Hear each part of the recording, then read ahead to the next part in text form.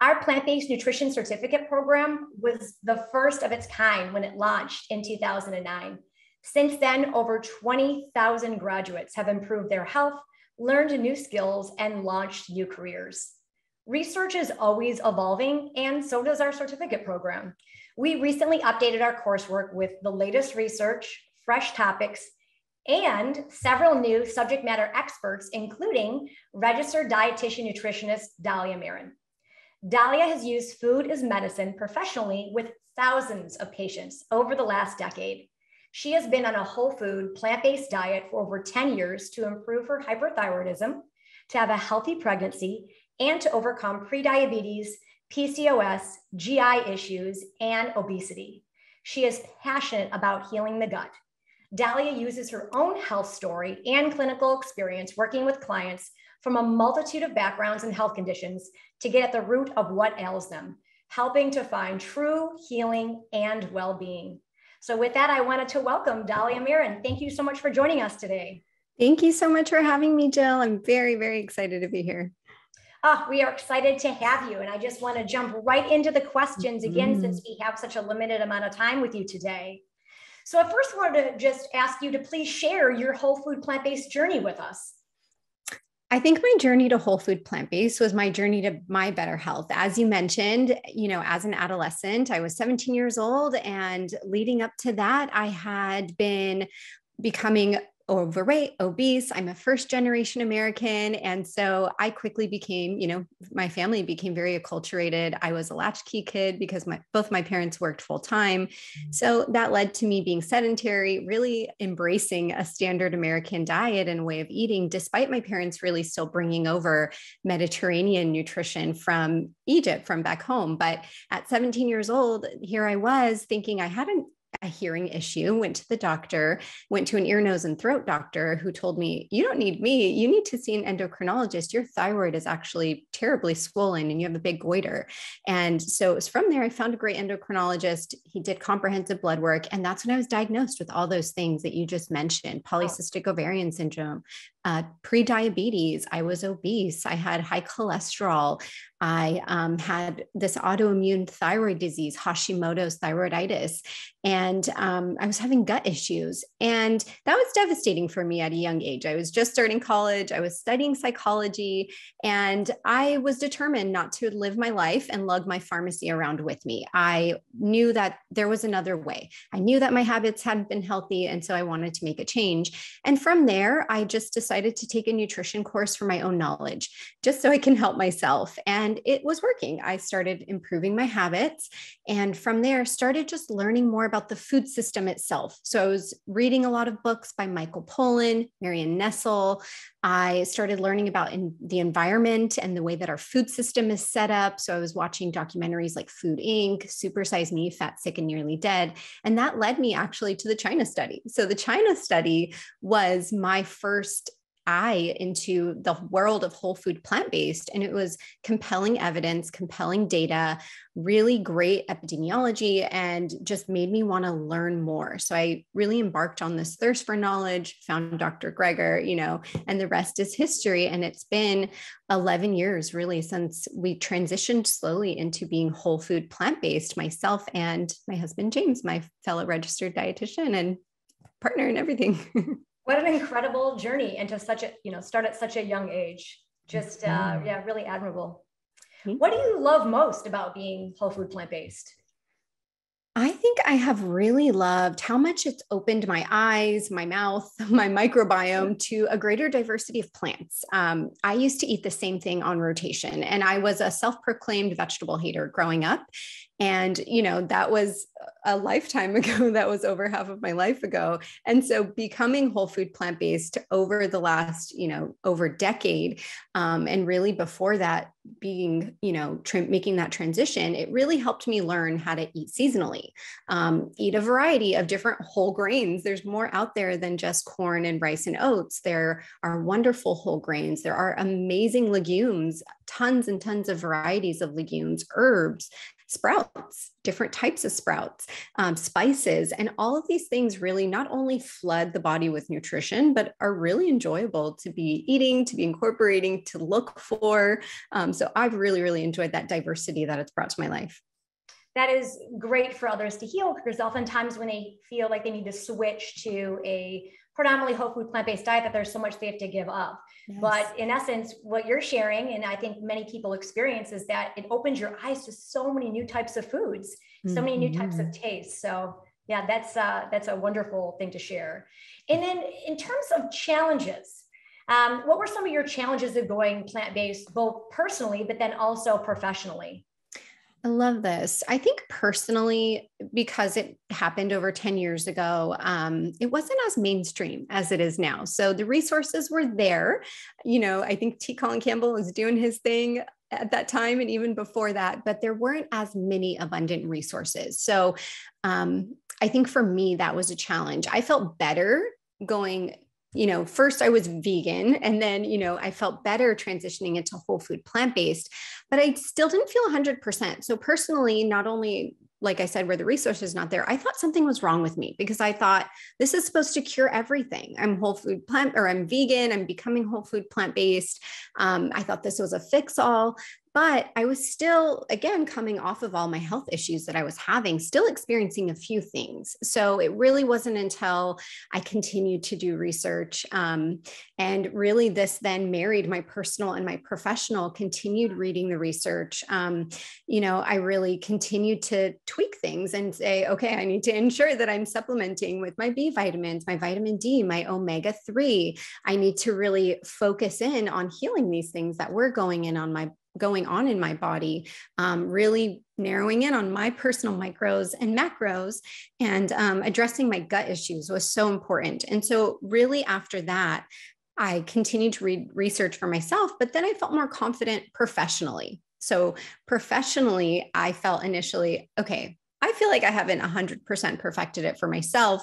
I don't necessarily have that confidence to go out there and teach it to others, but there was that time it all clicked and I was like, okay, this is it. I think plant-based can be helpful for so many studied conditions. We all know how well documented plant-based can be for cardiovascular disease. It's polyphenol rich and can be very cancer mitigating. I'm so excited that in the last decade, really, we're starting to produce more research on the gut microbiome and show how plant-based is so, so helpful for the gut as well. So both personally and professionally, I think I had my challenges, and it's so nice to be here on the other side and help others with that. Yeah, that's fantastic. I think you hit the nail on the head in that it's not always a one size fits all. It's not once you go vegan, everything's going to go away. There's nuances to it. And based on, what kind of conditions you had, there may be some tweaks that need to be done in order. And that's wonderful that you're applying this right from the gut, because as I've heard you say many times, it all starts in the gut. Mm-hmm. Absolutely. What are your favorite go-to busy weekday meals? So for folks that are transitioning to a whole food plant-based diet, they oftentimes will complain that it's time consuming or that they just don't have time to prepare delicious meals. So what advice or what's your favorite go-to meal for those busy weekday evenings? Yes, I think working smarter, not harder is my motto in life, and that applies to nutrition as well. So seeking out resources like frozen vegetables is one of my favorite things to go to, because someone else washed it for you, someone else cut it up for you. So in a busy weekday night, I might throw together a couple frozen veggies. Maybe it's broccoli and okra from my freezer. I might grab some type of curry sauce or masala sauce, and then a leftover whole grain. We usually batch cook in our house. And so again, that goes back to that working smarter, not harder, where we're like, okay, it's millet week. We're going to dress millet up with different dressings and herbs and spices. And it also is white bean week. And so we're going to find creative ways to incorporate some of these different plant proteins, different starches, different vegetables. But really, that's my favorite weeknight meal, when I'm grabbing something frozen, a frozen veggie, when I'm pairing that with a whole grain with some type of plant protein and a yummy sauce. I think any of us can really eat anything if you have a great whole food plant-based sauce. So those are my 4 faves. All you need is the sauce. All you need is sauce. Say that all the time. So is this something that the whole family is on board with in your household and have been able to adopt? Yes. Thankfully, in my household, I am married to another registered dietitian who is plant-based. And we were both plant-based even before, or well before I was pregnant. And so my now 7-year-old daughter has grown up really her entire life eating these foods, really getting to the source with these foods. We grow some plants in our backyard. We've been part of community gardens. She comes with us to the farmer's market. You know, when she was 2 years old, we got her a plastic chef's knife. So she's really understood that, one, it can taste great. So her palate has acclimated to it. She understands the nutritional benefits and really having that balance. And so it really is something that my whole family has been involved in. But I recognize that's not everyone's story. You know, I think that's where a lot of people struggle. That's what a lot of my patients and clients tell me, that they're a changed person, but they're being sent into an unchanged environment. And I think that's when challenges arise. And so I think that these are strategies that we can get around and, you know, really acclimate your family to adding before you're removing. So if you want to add more plants to the meal, make it exciting, make it colorful, make it unique. And getting the entire family involved. Kids really like to have responsibility. They like to be trusted with that. So that's been successful for myself and my family, and seeking out really great resources like books, cookbooks. I know for us, we have great cookbooks that are cookbooks for kids and things. So that's been my strategy in making sure my whole family is involved. Oh, that's excellent advice, especially like you said, for folks that are themselves trying to adapt this lifestyle, but don't quite have the support or the environment yet. So I love the idea of adding as opposed to removing, focusing on what you can start to include more of in your diet as opposed to what you're taking away. Yeah. So you mentioned cookbooks. So what is your favorite whole food plant-based cookbook? There's so many vegan cookbooks out there, but as you know, we all know vegan doesn't always mean healthy. Diet Coke and Twizzlers can be vegan. So what is your favorite whole food plant-based cookbook out there right now? You know, I have a couple. One is, it has been my favorite for a few years. I work with patients who might be on certain elimination diets or might have food allergies or celiac disease, being a gut specialist. So one of mine that I've really loved recommending over the years is by Debbie Adler, and it's called Sweet, Savory, and Free. And it is free of the top 8 allergens. So if you have, you know, a child who's nut free, or if you're allergic to soy or gluten, these are great recipes. Just today, actually, my new favorite cookbook came out, and it's available for purchase by Dr. Will Bolsowitz, who's, you know, the gut health MD, Dr. B. And so he has his fiber fueled cookbook, and it is a great resource, especially for those who are dealing with gut issues. They have low FODMAP recipes, which we talked about in the course, low histamine recipes. So just really great whole food plant-based recipes in that. So I'm excited for this new resource. Oh, that's fantastic. Yeah, I didn't realize his cookbook came out today. Yeah, Yes. that will definitely be a fantastic one, especially for those that have issues with their gut. Mm-hmm. Yeah, so Dahlia, within the course, Dahlia filmed for us an entire module with her husband, James, on gut health. And it's been so well received in the courses, and students are just loving the content. Again, it's not only a hot topic, but there's been more and more research done on the gut health and how that impacts us, you know, throughout really holistically, all aspects of our health. So Yes. again, just such an incredible module for our students within our certificate program. But outside of the certificate, what are you working on right now, professionally, personally? Yes, thank you so much for those kind words. It really is just such a passion, because I think healing the gut can be healing in so many avenues. And that's been well documented, whether that's lowering cholesterol, bringing down blood sugar, improving metabolic management and weight, and all autoimmunity. So I'm so passionate about it. It was so exciting to partner on this. And next up, we are relaunching our SIBO IBS course. So we had put together the first ever whole food plant-based program for those with gut issues who might have been diagnosed with IBS and SIBO. And so we're actually getting to relaunch it at the end of this year. And it's going to be better than ever, because we have 4 options. So we have low FODMAP recipes, low sulfur recipes, low histamine recipes, and just our traditional reverse elimination. So it's kind of one of those choose your ending of the story types of programs where it's which is your path in IBS. We are also, in addition to that, excited to be supporting our 5 plant-based dietitians in our practice who have various specialties, whether that is, I specialize in the gut. We have Joseph, who specializes in disordered eating and eating disorders. We have Vicky, who specializes in metabolic disease, and James in environmental nutrition.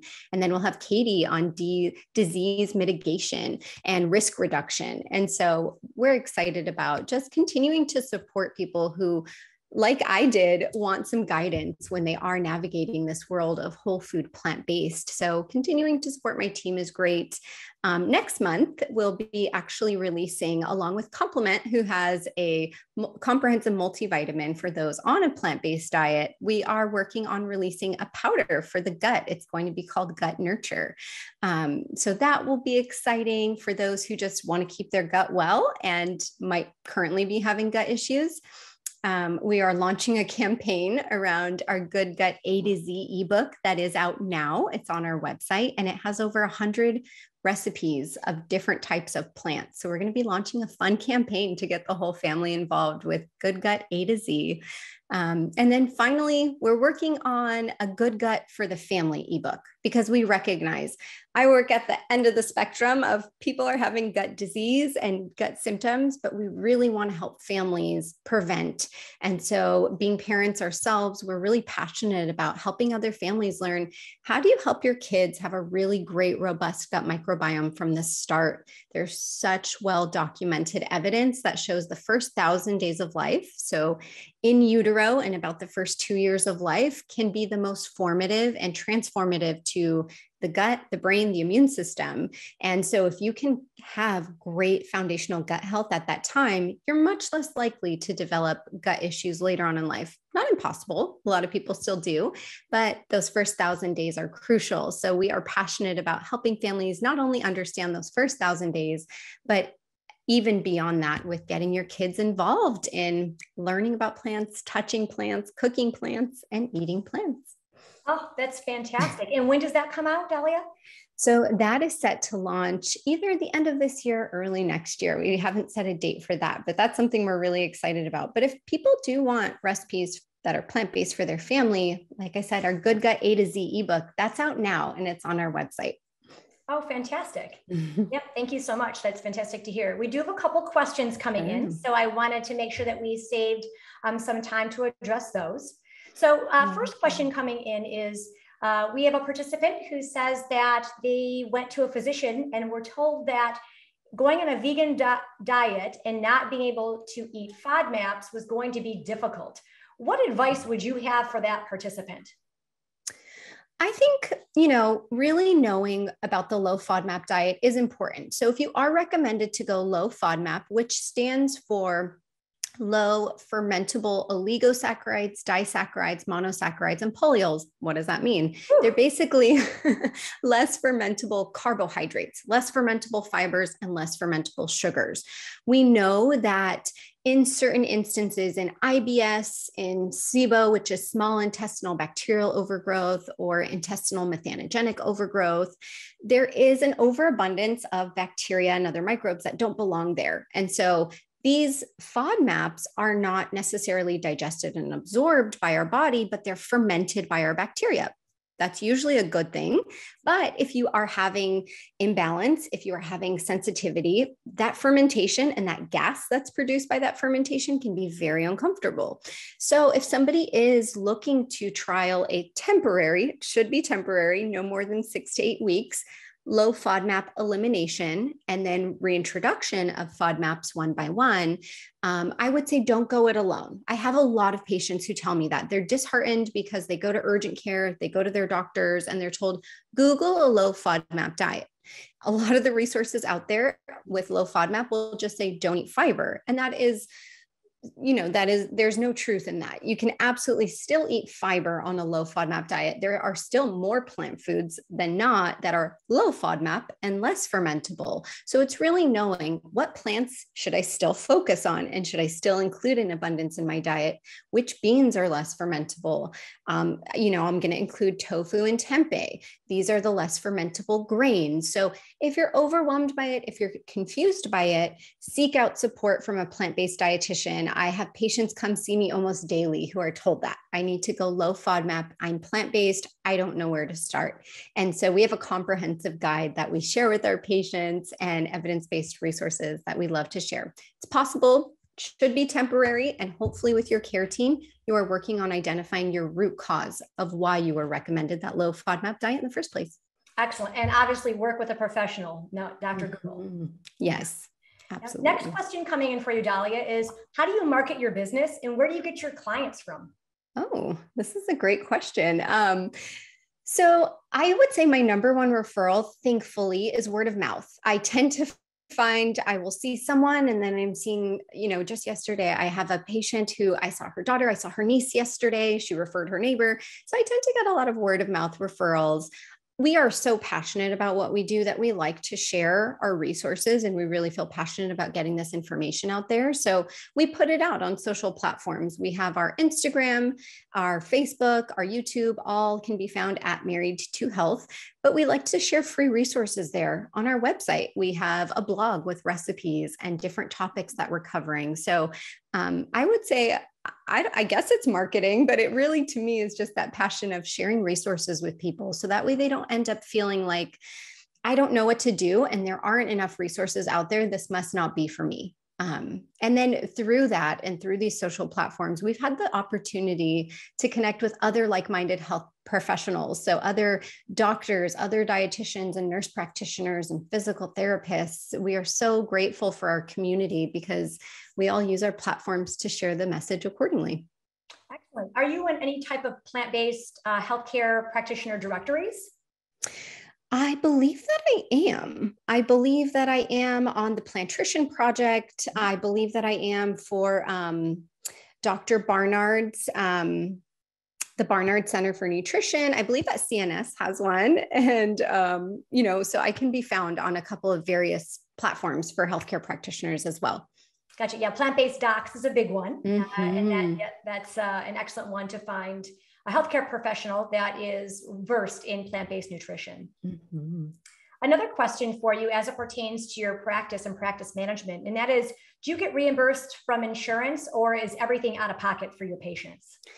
So we are in network with several insurance companies. We do have insurance contracts and we do bill for our patients. This is unique, I think. I think we're one of the only plant-based practices who does this.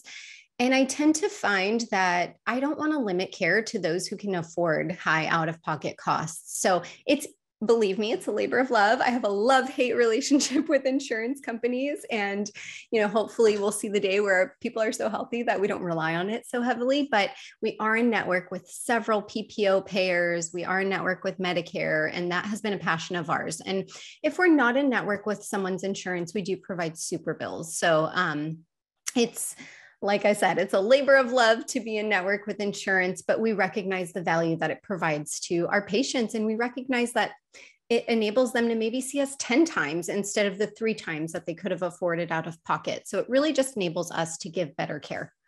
Yeah, a lot more options for folks out there. That's fantastic. Now, when you see folks, do you have both a brick and mortar location where you're seeing patients live? And then do you also do, telemedicine as well? We are 100% virtual. So we no longer have a brick and mortar location. We see patients from literally all over the world. So I've seen patients from every continent, so many countries. Throughout the US, we can see patients in a majority of states. And so really we try to, again, give that access to anybody who's looking for support with those various areas that our dietitians specialize in. Oh, that's fantastic to hear. So all of our folks that are listening today that I mentioned all the places they're from, they're able to access you and book an appointment should they have any questions, correct? Absolutely. Definitely. And we do have a support group for our patients as well. So we have a closed private Facebook group where our patients can join and just ask questions between visits. If it's something general, like, hey, what's a good gut-friendly protein bar that you recommend? Or what do you think about juicing? Those are some interesting conversations that we do have in our closed group as well. Oh, excellent. So people can join that group and have some resources to bounce off of other folks within there. Absolutely. And where can they find that support group? So they can find it by signing up for our portal at our website, www.marriedtohealth.com, and they can see all of our resources that are there. Oh, that's fantastic. And one more question is, are you accepting new patients? I currently am accepting new patients. I have a couple slots. I think I have one spot open for the month of May. June has a few slots open as well, but I am currently accepting new patients, as are our other dietitians. So Vicky, Joseph are accepting new patients. Our new plant-based dietitian, Katie, as well, will be accepting new patients. So all of us are ready to support people. Great. And one last question. Are you hiring registered dietitians at the moment? I never feel like I am hiring registered dietitians, but when the right person crosses our path, then that's how we've really assembled our team. James and I have never been the type to say, okay, we need this many dietitians and this many patients. It's really just if it's a good fit with somebody who shares our same values. So, our company values are to respect everyone, to deliver nutrition that's evidence-based in a respectful manner.